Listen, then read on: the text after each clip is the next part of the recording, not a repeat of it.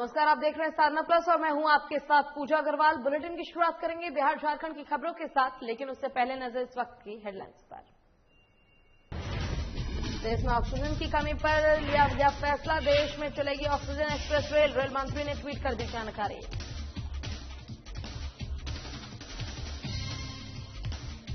झारखंड में स्वास्थ्य सुरक्षा सप्ताह की तैयारी पूरी, चाईबासा में जिला प्रशासन ने संभाली कमान, प्रशासन ने लोगों से की घर से न निकलने की अपील।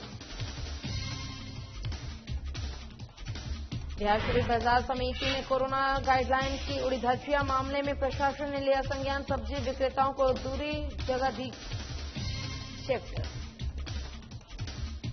और बेगूसराय में आग ने मचाया तांडव, कपड़े की दुकान में लगी आग में लाखों का माल चलकर हुआ राख।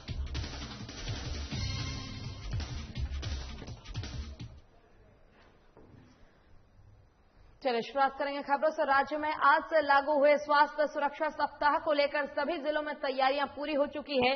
चाईबासा में भी कोरोना संक्रमण को देखते हुए आज से स्वास्थ्य सुरक्षा सप्ताह के तहत जिला प्रशासन ने अपनी कमान संभाल ली है। वहीं चाईबासा के उपायुक्त अनन्या मित्तल और एसपी अजय लिंडा समेत कई पदाधिकारी सड़कों पर दलबल के साथ उतरे और दुकानदारों को दुकानें बंद रखने और घर से नहीं निकलने की अपील की। राज्य और जिले में कोरोना संक्रमण की संख्या लगातार बढ़ती जा रही है और कई लोगों की जान रोजाना जा रही है। ऐसे में सावधानी बरतने की जरूरत है, साथ ही मास्क और सोशल डिस्टेंसिंग की पालन करना आवश्यकता है। वहीं लोग भी अपनी इस जिम्मेदारी को बखूबी निभाते नजर आ रहे हैं।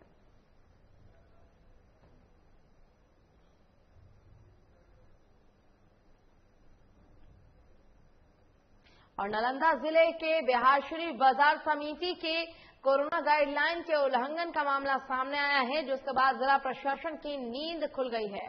कोरोना संक्रमण तेजी से न फैले, इसके लिए बाजार समिति में फुटकर विक्रेताओं को नियत स्थानों से हटकर मंडी परिसर में उत्तर पश्चिम किनारे पर सब्जी मंडी लगाने का निर्देश दिया गया है। आज बिहारशरीफ के बीडीओ राजीव रंजन, सीओ अरुण कुमार सिंह और थाना अध्यक्ष वीरेंद्र यादव दलबल के साथ पहुंचकर सब्जी विक्रेताओं को सरकार के गाइडलाइन का पालन करने का निर्देश दिया है। इधर दुकानदारों का कहना है कि नए स्थल पर पेयजल शेड की व्यवस्था, समतल जमीन जैसी मूलभूत सुविधाओं की कमी है, जिसकी वजह से ग्राहक यहां नहीं आ रहे हैं।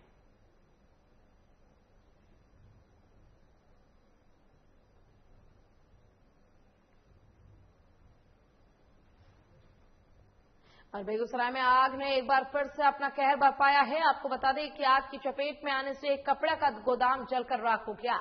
घटना सदर अनुमंडल क्षेत्र स्थित नगर थाना क्षेत्र के जिला परिषद मार्केट की है।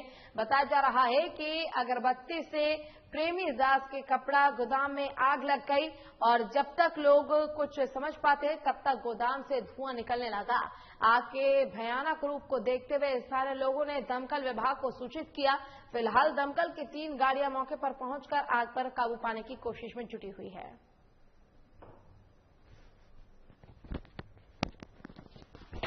आग लगाई थी आग लगी है, जिसमें दमकल के द्वारा आग बुझाने का प्रयास किया जा रहा है। जानकारी यही मिली है कि कपड़े का गोदाम था, जिसमें 10 लाख का लागत से कपड़ा था जो जलकर राख हो गया। लगभग कितना देर पहले आग लगी और क्या लगभग 1 घंटा पहले आग लगी थी। फिर उसके बाद दमकल वाले को फोन किया गया, समय पर दमकल वाले आए, प्रयास कर रहे हैं आग बुझाने का, लेकिन अभी तक आग को काबू नहीं।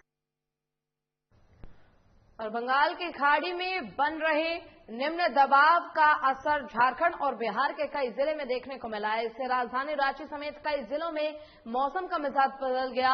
जमशेदपुर समेत कई इलाकों में आज बारिश हुई। वहीं लगातार पिछले कई दिनों से गर्मी काफी बढ़ गई थी। बढ़ते तापमान से जहां सभी परेशान थे, वहीं बदलते मौसम से लोगों को थोड़ी राहत मिली है।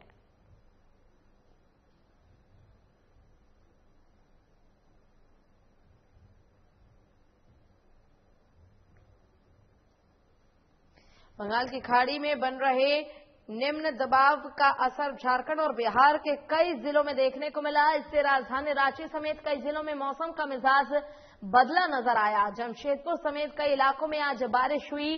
वहीं लगातार पिछले कई दिनों से गर्मी काफी ज्यादा बढ़ गई थी, जिससे कि लोगों को काफी परेशानी हो रही थी। पर बदलते मौसम ने लोगों को कहीं न कहीं थोड़ी राहत जरूर दी है गर्मी से।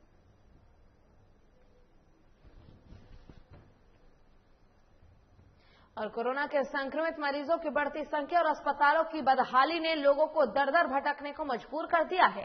आपको बता दें कि शहर में बड़े से बड़े अस्पताल होने के बाद भी लोग शहर के एक अस्पताल से दूसरे अस्पताल घूम रहे हैं। वहीं इस भागादौड़ी में कई लोगों को अपनी जान गंवानी पड़ जाती है। वहीं ऐसी ही एक मामला बोकारो जिले से सामने आया है, जहां अस्पताल की भागादौड़ी में गोमिया निवासी 72 साल के गोविंद प्रसाद को अपनी जान गंवानी पड़ी और उनकी मौत के बाद परिजनों ने अस्पताल परिसर में जमकर हंगामा किया। दरअसल मृतक दमा रोग से पीड़ित थे और कल शाम जब उन्हें सांस लेने में दिक्कत होने लगी तो उनके बेटे ने उन्हें अस्पताल में भर्ती कराने के लिए संपर्क किया और उन्हें ये बताया गया कि मदर टेरेसा अस्पताल में सभी सुविधाएं हैं और मरीज को वहां लाने को कहा गया। जैसे ही मरीज को एडमिट किया गया, उसके कुछ घंटे बाद ही उसकी स्थिति बिगड़ने लगी और मृतक को किसी और अस्पताल ले जाने की सलाह दी जाने लगी। वहीं आनंद फानन में परिजन उन्हें दूसरे अस्पताल ले जाने लगे कि तभी रास्ते में उन्होंने दम तोड़ दिया, जिसके बाद परिजनों का कहना है कि जब इस अस्पताल में मूलभूत सुविधाएं नहीं थी तो उनसे झूठ क्यों बोला गया। वहीं इस घटना की सूचना पर अस्पताल पहुंचे पुलिस ने किसी तरह से स्थिति को काबू में किया और आगे की जांच में जुट गई है। अब किससे क्या हुआ है ये मैटर ऑफ इन्वेस्टिगेशन है, आप लोग जो करेंगे। मतलब आपके हॉस्पिटल के स्टाफ के द्वारा ये मेरे से तो बात नहीं हुआ, उनका जो भी आप बात कर सकते हैं, ना ही मेरा लैंडलाइन पे कोई कॉल आया है उस नंबर से। जो जैसा बात हुआ मेरे साथ एम्बुलेंस का जो भी गाड़ी पे वो लोड करके लेके आए थे, तो उनको हम वहाँ पे 10 मिनट वो खड़े भी थे सोचने के लिए कि हमको क्या करना चाहिए। तो वो अपना कॉल जो लिए, हमें उनकी कॉल पे चलना था क्योंकि भाई हम तो सेवा करने के लिए, हमारा स्टाफ सेवा में लगा ही हुआ है। आप जानते ही हैं कंडीशन कैसा है। हम लोग ऑक्सीजन है आपके पास? बोला हमारे पास सारा व्यवस्था, सारा कुछ मेरा दीवार रिले बना हुआ ऑक्सीजन का, और ये लोग एडमिट ले लिए। तो तकरीबन रात में 2 बजे इन लोग के पास ऑक्सीजन खत्म हो गया। फिर हम बोले कि ऑक्सीजन खत्म हो गया तो कैसे होगा। तिनका का स्टाफ बोला कि हम लोग का केएम मेमोरियल के साथ साठगांठ है, चलिए वहाँ भर्ती करवाते हैं। लेके जाने लगे, रास्ता में वो पंप करके ले जा रहा था। केएम मेमोरियल में गए तो वहाँ बोला बेड नहीं है।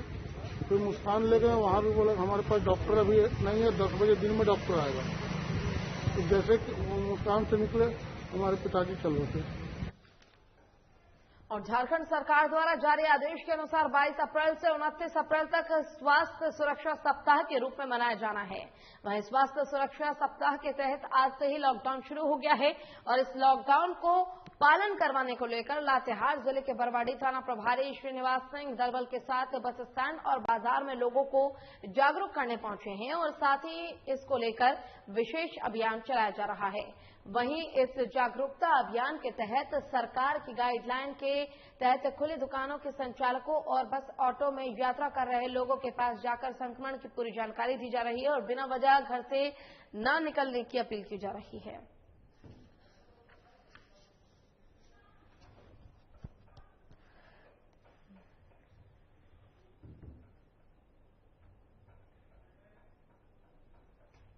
और दिल्ली हाईकोर्ट द्वारा केंद्र सरकार को दिए गए निर्देश के बाद देश भर की निगाहें झारखंड के बोकारो जिले पर आकर टिक गई है। आपको बता दें कि अस्पतालों में ऑक्सीजन की कमी को पूरा करने के लिए उद्योग में इस्तेमाल हो रहे ऑक्सीजन की सप्लाई को रोक दिया गया है। इसके बाद रेल मंत्री ने ट्वीट करके जानकारी दी कि लखनऊ से बोकारो और बोकारो से मध्य प्रदेश के लिए ऑक्सीजन एक्सप्रेस रेल चलाई जाएगी, जिसके लिए प्लेटफॉर्म तैयार किया जा रहा है और कल से देश में सप्लाई भी जारी हो जाएगा।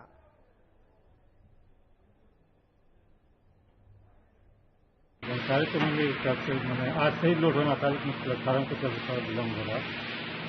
तो क्या प्लेटफॉर्म बनना भी आ गया? अब प्लेटफार्म तो बन गया, रैक भी लग गया, रेट भी लग गया, तो इसलिए हो सकता है कल से चालू हो जाए। अगली खबर हजारीबाग से है, जहां आज से स्वास्थ्य सुरक्षा सप्ताह शुरू हो गया है, जिसको पालन करवाने के लिए नगर निगम विभाग ने क्षेत्र के सभी बाजारों में लोगों को जागरूक करने के लिए विशेष अभियान पुलिस द्वारा चलाया गया। और इस अभियान के तहत दुकानदारों ने भी अपनी दुकानों को बंद रखा। वहीं जो दुकानें खुली हैं उनके दुकानदारों ने बताया कि सरकार द्वारा जारी किए गए कोरोना गाइडलाइन का पालन करते हुए हमने दुकानें खोली हैं और अपना काम कर रहे हैं। पालन करा रहे हैं कि जितना कम से कम आदमी निकले और जरूरत वाला सामान जैसे दूध वगैरह है वो लेगा, सब्जी लेगा, लेकिन सिंगल लेगा, किसी तरह का भीड़ नहीं जमा हो। अनथराइज दुकान नहीं खोलने देना है, इसके सख्ती से पालन करवाना है। और हजारीबाग में कोरोना संक्रमितों की संख्या लगातार बढ़ती जा रही है। आपको बता दें कि कोरोना रिपोर्ट के मुताबिक हजारीबाग में नए पॉजिटिव मामले 195 सामने आए हैं, जिसके बाद क्षेत्र में हड़कंप मच गया है। वहीं जानकारी के मुताबिक बताया गया कि 3 किट के माध्यम से टेस्ट किया गया है, जिसमें आरटी-पीसीआर टेस्ट में 129 लोग पॉजिटिव पाए गए और एंटीजन टेस्ट में 58 लोग पॉजिटिव पाए गए। तो वहीं बात करें रैपिड एंटीजन टेस्ट की तो उसमें 8 लोग संक्रमित पाए गए हैं, जिसके बाद कुल एक्टिव मरीजों की संख्या 1777 हो गई है। वहीं बुधवार को 46 लोग कोरोना से ठीक होकर अपने घर भी लौट गए हैं। साथ ही हजारीबाग में 6 स्थानों पर टीकाकरण केंद्र बनाया गया है।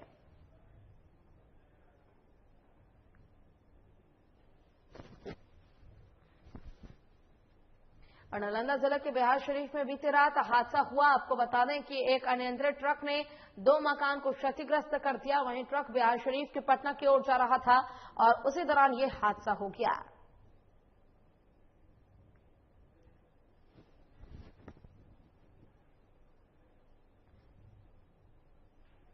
और यहां रुकेंगे छोटे से ब्रेक के लिए, फिर होंगे हादसे।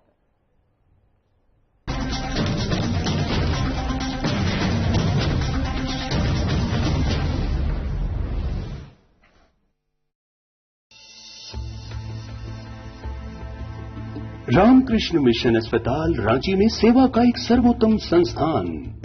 7 दशकों से रामकृष्ण मिशन सैनिटोरियम में सभी बीमारियों का आधुनिक पद्धति से सस्ते दर पर इलाज। अस्पताल में अनुभवी डॉक्टर और कुशल नर्सें रखेंगी आपका विशेष ख्याल। सभी आधुनिक चिकित्सकीय उपकरणों से लैस 24/7 है सेवा में समर्पित रामकृष्ण मिशन अस्पताल, खूंटी रोड, तूपुदाना, रांची, जिसका सेवा ही परम धर्म है।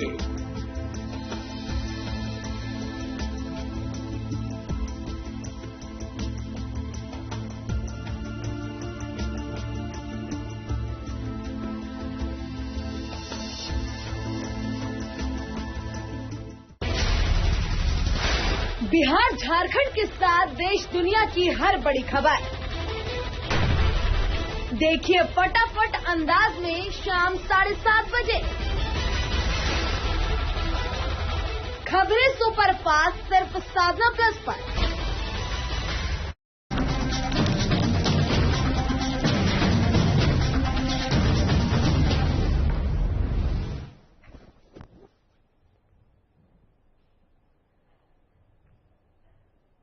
चलिए ब्रेक के बाद एक बार फिर से रुक करेंगे खबरों की ओर। कोरोना की दूसरी लहर में संक्रमितों की संख्या बेतहाशा बढ़ती जा रही है। अब झारखंड में प्रतिदिन 5000 मामले सामने आने लगे हैं, लेकिन इस बीच जो लोग संक्रमित हो रहे हैं वो अंदर से बहुत ही ज्यादा घबरा रहे हैं। ज्यादातर मरीज ये सोचकर घबरा रहे हैं कि अस्पताल में पूर्ण बेड और वेंटिलेटर की सुविधा नहीं मिलेगी, जो कि घबराने की वजह बिल्कुल सही है।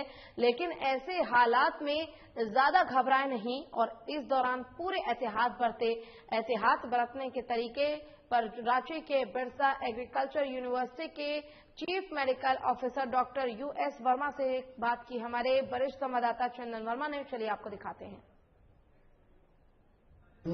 जो संक्रमण का जो संख्या है वो बेतहाशा बढ़ रहा है। लोगों में संक्रमण की पुष्टि जो है ज्यादा संख्या में हो रही है और इससे लोग जो है बचने के उपाय खोज रहे हैं। तो सबसे बड़ा हथियार है घर में रहें, सुरक्षित रहें। लेकिन इसके अलावा जो डॉक्टरी उपाय की जरूरत पड़ती है, इस पर बात करने के लिए हमारे साथ मौजूद हैं doctor U S Verma. Doctor U S Verma Birsa agriculture university के चीफ मेडिकल ऑफिसर हैं। इनसे जो कोरोना से जो बचाव है, जो घरेलू बचाव है या फिर जो शुरुआती दौर की जो दवाइयां हैं, जिसके जो दवाइयों के कारण जो कोरोना से बचा जा सकता है, वो सब क्या क्या है, इन सब चीज पे बात करेंगे डॉक्टर यूएस वर्मा से। कि सर, जिस तरीके से वेव चला है, जिस तरीके से संख्याएं बढ़ रही है लगातार बेतहाशा, तो इसको रोकने के लिए या लोग अपने आप को कैसे सुरक्षित रखें, इसका क्या है उपाय? सरकार ने गाइडलाइन समय समय पर जो है प्रसारित किया है, बताया है और आम पब्लिक को जो है सो इससे अवगत कराया है कि आपको यह एहतियात बरतना है। बहुत छोटी छोटी बातें हैं, उसका यदि ध्यान रखा जाए तो चैन को तोड़ा जा सकता है और इस रोग से बचा भी जा सकता है। अब थोड़ा सा हम ब्रीफ कर देंगे, इसलिए कि लोगों को बार बार कहने से कुछ बातें याद रहती है, नहीं तो लोग भूल भी जाते हैं। एक तो है क्या कि यदि कोई व्यक्ति सामने बैठा हुआ है या आ रहा है तो मास्क जरूर पहने और कम से कम 2 मीटर की दूरी जो है सो रखें। तीसरी बात, हाथ को बार बार जो है सो धोएं और मास्क को लगाने की जो प्रक्रिया है, तरीका है, उसको पूरा जो है सो पालन करें। मीन्स कि नाक के ऊपर से जो है सो मास्क को लगाएं, ऐसा नहीं कि जो है सो नीचे जो है सो रखें। अभी हम चूंकि बात कर रहे हैं इसीलिए नीचे किए हुए हैं, नहीं तो मास्क हमेशा जो है सो लगा करके रखना है। हाथ को धोना है, 2 मीटर की कम से कम डिस्टेंस जो है सो मेंटेन करना है। घर का गर्म खाना जो है सो खाना है, गर्म पानी पीना है। और 2 बातें जो ध्यान में रखना है वो ये है कि स्टीम बाथ जो है सो लें, जिससे जो फेफड़े में ये स्टीम बार जो है, ये तो अंग्रेजी शब्द है, लेकिन जो ग्रामीण क्षेत्रों में बैठे हुए या कुछ लोग जो देख रहे हैं, अगर सीधे शब्दों में समझाना चाहें तो कैसे? जी जी जी जी भाप लेना है, जिससे कि नाक हो गया और गला हो गया, उसमें गर्म जो है सो भाप जाए। उससे जो इन्फेक्शन जो रहता है, जो बैक्टीरिया, खास करके वायरस जो है, उस भाप से मर जाती है। तो एक तो मर जाने की बात है, वायरस फिर फेफड़े के आंतरिक भाग में नहीं जाएगी, ऊपर ही स्वतः हो जो है सो नाश हो जाएगा। और कम से कम 2 बार ऐसा करना है, यानी गर्म भाप लेना है, पानी को गर्म जो है सो कर लेना है, उसमें नमक जो है सो डाल देना है और उसका भाप लेना है। दूसरा, गार्गल करना है। गार्गल में जो है सो गर्म पानी में जो है सो नमक जो है सो डाल देना है। और भी यदि सूट करता है, थोड़ा सा विक्स वगैरह है आपका, विक्स वेपर, तो उसमें मिला दीजिए। उसके बाद आदि वगैरह जो है सो उसमें गोलकी मिला सकते हैं और उसका जो है सो भाप ये गार्गल जो है सो कर सकते हैं। वो गार्गल भी बहुत फायदा करता है, भाप भी बहुत फायदा करता है। डॉक्टर साहब, एक अहम बात यह है कि शुरुआती दौर में जैसे बुखार आना या फिर सर्दी हो जाना, आंखों में जलन, इन सब चीजों के कारण लोग डर जाते हैं, हताश हो जाते हैं कि उन्हें कोरोना हो गया है।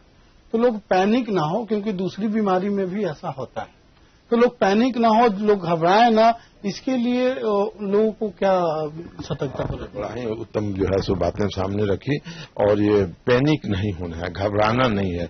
घबराने से बॉडी का, मानव शरीर का रोग प्रतिरोधक क्षमता घट जाती है, हार्ट की गति तेज हो जाती है, मानसिक संतुलन बिगड़ने लगता है और मन उदास हो जाता है, इससे प्रतिकूल प्रभाव पड़ता है। तो पैनिक नहीं होना है। और इसमें रिकवरी रेट बहुत अधिक है अभी। ऐसा नहीं है कि जिसको हो गया, कोविड पॉजिटिव आ गया, उसका डेथ हो जाएगा। जानना चाहूंगा कि लोग जो है, अगर किसी को कोरोना हो गया तो आजकल की जो खबरें जैसे मीडिया के द्वारा जो लोगों तक पहुंच रही है कि हॉस्पिटल में बेड नहीं है, वेंटिलेटर नहीं है, ऑक्सीजन की कमी है, अगर कोई मरीज घबराए ना, घर में ही अगर सुरक्षित रहना चाहता है, घर में ही इलाज करवाना चाहता है, तो क्या क्या उसे उपाय अपनाने चाहिए दवाइयों के अलावे भी? तो जो अभी हम लोग सामने रखे बातें, घर में भी उस बात को ध्यान रखना है कि मास्क पहन करके रखना है, गर्म पानी पीना है, गर्म खाना खाना है, दूसरे से मिलना जुलना नहीं है, दूरी बना करके रखना है। और जो थोड़ी मोड़ी जो दवाइयां आवश्यक पड़ती है उसको रखेंगे। जैसे फीवर आ गया, कुछ नहीं करना है, सिंपल सा पैरासिटामोल गोली ले लीजिए, विटामिन सी जो है तो ले लीजिए, एंटीबायोटिक्स जो है सो कुछ ले लीजिए। उसके अलावा जैसे जैसे परेशानियां बढ़ती है, सांस लेने में दिक्कत होने लगी, कंजेशन होने लगा, गले में खराश होने लगी, छींक आने लगा, तो दवाइयां ऐड कर दी जाती है। चिकित्सक से परामर्श ले लें। राज्य सरकार ने भी कुछ जो है सो कुछ चिकित्सक बंधुओं ने भी अपनी एसोसिएशन बना करके नंबर दिए हुए हैं कि आप बात कर लो। हम लोगों से कोई बात करता है तुरंत हम लोग जो है रेस्पॉन्ड करते हैं। 2 बजे रात में भी बताते हैं कि सांस लेने में दिक्कत है तो आपको क्या क्या करना है। तो उससे अनावश्यक जो है हॉस्पिटल पर जो है तो भीड़ नहीं पड़ेगी, दबाव नहीं पड़ेगा, अपने घर में आप और सुरक्षित रहेंगे। जब तक जो है सांस लेने में काफी परेशानियां नहीं हो, बहुत परेशानी जो है अकबकी बेचैनी नहीं हो, शुगर कंट्रोल नहीं हो रहा है, बीपी कंट्रोल नहीं हो रहा, तब हॉस्पिटल में जाना चाहिए। अदरवाइज घर में मैनेज किया जा सकता है। बिल्कुल डॉक्टर यूएस वर्मा ने साफ तौर पे तमाम एहतियात जो है वो आपके सामने रखे हैं। अब जरूरत है इसे आपको अपने ऊपर लागू करने के लिए, लेकिन सबसे बड़ा जो दवा है आपके पास वो आपका अपना आत्मबल है। किसी भी परिस्थिति में अपना आत्मबल ना गंवाएं, किसी भी तरह से घबराएं नहीं और संयम से काम लें। अब बाहर निकलने पर जो सोशल डिस्टेंसिंग, मास्क, सैनिटाइजर जो है उन सब चीजों को लेकर निकलें, सोशल डिस्टेंसिंग का पालन करें। यानी एक तरह से कहें कि बचाव, सतर्कता ही बचाव है। तो घर पर रहें फिलहाल और सुरक्षित रहें। सहयोगी कुणाल के साथ चंदन वर्मा, साधना न्यूज, रांची।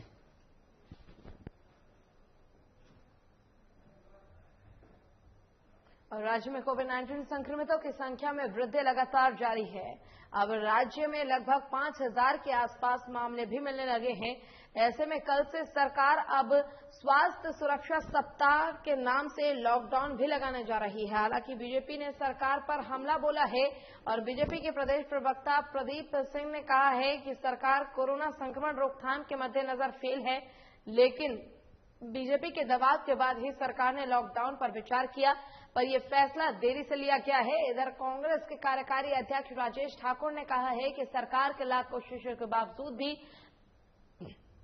लोग सड़कों पर भीड़ लगा रहे हैं, संक्रमण तेजी से फैल रहा है, लिहाजा सरकार को लॉकडाउन का फैसला लेना पड़ा। हालांकि सुरक्षा सभी चीजों पर नजर बनाई हुई है, सरकार की तरफ से नजर बनाई गई है और जल्द ही कोरोना से जीतने की बात भी कही गई।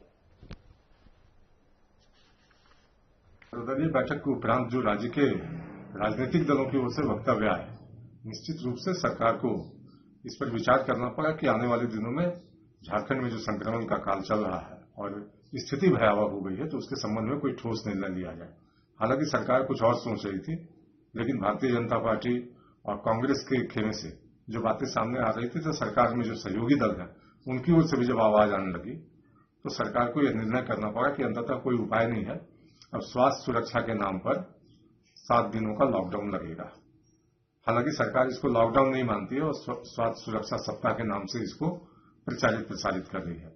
लेकिन मैं समझता हूं कि सरकार भले ही लॉकडाउन न माने, लेकिन सारी पाबंदियां वही हैं जो एक लॉकडाउन में की जाती है। अब जबकि स्थिति भयावह है, अस्पतालों में मरीज अटे पड़े हैं, उनको जगह नहीं मिल रही है, आप कह सकते हैं वेंटिलेटर बेड्स नहीं है, ऑक्सीजन बेड्स नहीं है, कमी पड़ गई है, तो कहीं न कहीं सरकार को चिंता करने की आवश्यकता है कि जितनी जल्दी हो सके ऐसे हालात पर काबू पाया जाए और राज्य के अंदर जो संक्रमण तेजी से फैल रहा है उस पर रोक लगाने के लिए इससे बेहतर कोई उपाय हो ही नहीं सकता था कि अंततः लोगों को उनके घरों में रखा जाए, लोग घरों में बंद रहें। उसके अलावे जो अन्य गतिविधियां हैं, सामाजिक गतिविधियां हो या फिर आर्थिक गतिविधियां हो, उस पर कमोबेश रोक लगाई जाए ताकि आने वाले दिनों में संक्रमण का चेन टूटे और लोगों को इस बीमारी से निजात मिल सके। इसलिए भारतीय जनता पार्टी समझती है कि सरकार ने जो कदम उठाया है उचित कदम है। हालांकि थोड़ी देर जरूर हुई, लेकिन मैं समझता हूं कि देर आए दुरुस्त आए और सरकार इस दिशा में अब बेहतर ढंग से प्रशासन के साथ, सहयोग के साथ लॉकडाउन को सफल बनाए। देखिए, हमने कोरोना पर काबू पाने के लिए तमाम तरह के जो उपाय हो सकते हैं वो हम कर रहे हैं। ऐसा नहीं है कि लॉकडाउन ही एकमात्र उपाय रह गया था। हमने पहले कॉलेज बंद किया, हमने सारी कवायद शुरू की है, हॉस्पिटल्स में जो सामान, जो दवाई, जो ऑक्सीजन मुहैया करानी है वो करा रहे हैं। साथ ही साथ लॉकडाउन करने से ये होगा कि जो लोग इस बात की गंभीरता को, कोरोना की गंभीरता के, संक्रमण को गंभीरता को नहीं समझ रहे हैं, उन सबके लिए लॉकडाउन लगाना बहुत जरूरी था। क्योंकि लगातार हम लोगों के प्रयास के बावजूद लोग बेवजह सड़कों पर घूम रहे थे।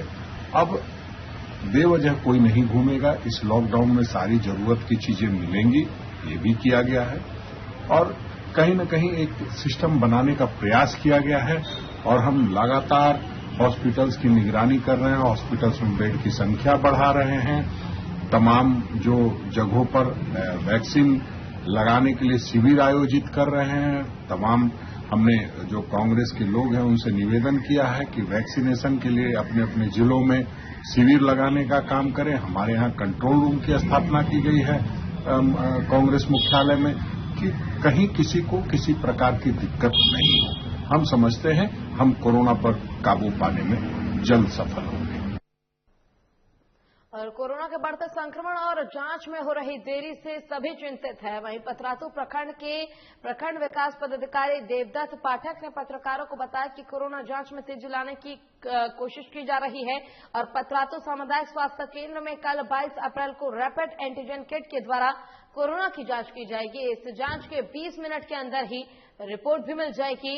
उन्होंने कहा कि झारखंड सरकार के द्वारा एक बहुत अच्छा प्रयास किया जा रहा है और आज से पतरातू सामुदायिक स्वास्थ्य केंद्र में सुबह 8 बजे से शाम 5 बजे तक आम लोगों की कोरोना जांच की जाएगी। उन्होंने जनता से ज्यादा संख्या में सामुदायिक केंद्र में आकर जांच करवाने की अपील की है।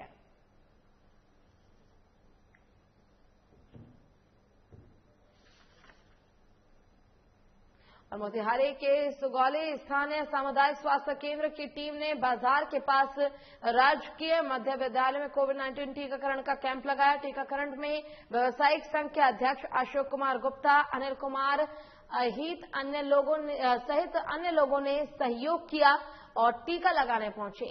मेडिकल में ANM सीमा दास और डाटा ऑपरेटर सोनी कुमारी ने 45 वर्ष के ऊपर के लोगों का ऑनलाइन रजिस्ट्रेशन किया, जिसके बाद उन लोगों को टीका लगाया गया। साथ ही जिन लोगों ने पहला टीका ले लिया था उन लोगों ने दूसरा टीके का डोज लिया। व्यवसाय संघ के अध्यक्ष अशोक कुमार ने संदेश देते हुए लोगों को टीका अवश्य लगाने के लिए प्रेरित किया। गुप्ता ने कहा कि सुरक्षित जीवन के लिए सबको टीका लगाना आवश्यक है। साथ ही मास्क लगाने और शारीरिक दूरी बनाकर रखने का संदेश भी दिया गया। टीकाकरण के समय विद्यालय के शिक्षक हारून रशीद, गीता प्रसाद सहित अन्य शिक्षक मौजूद रहे। मेडिकल टीम ने बताया कि टीकाकरण का कार्य पूरे दिन चलेगा। टीकाकरण कैंप का निरीक्षण प्रखंड विकास पदाधिकारी सरोज बैठा ने किया और सबको टीका लेने के लिए प्रेरित किया गया। चलिए इसी के साथ फिलहाल के लिए इस बुलेटिन में बस इतना ही। खबरों का सिलसिला लगातार आगे भी जारी है। आप देखते रहिए साधना प्लस। नमस्कार।